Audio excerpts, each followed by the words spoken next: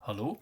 Vielfach sieht man auf YouTube, wie jemand mit dieser Feather hier oder auf Deutsch weiche Kante einen Wert einstellt, um dann eine Auswahl zu ziehen oder zu erstellen, die dann eine bestimmte weiche Kante hat gemäß diesem Wert hier.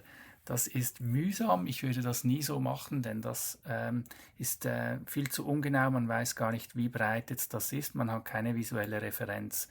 Darum brauche ich diesen Wert hier nie.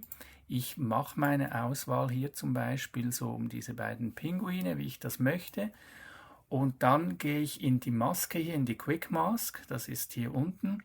Ihr seht auch in Klammern steht da Q, das heißt, ich kann jetzt hier klicken oder ich kann wahlweise auch die Taste Q auf der Tastatur drücken und bin dann auch hier.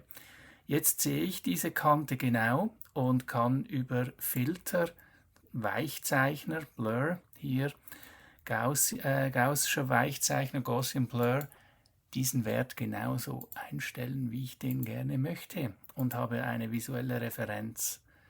Und jetzt ist das gemacht, jetzt gehe ich wieder aus dieser Maske heraus. Wenn ich zum Beispiel einen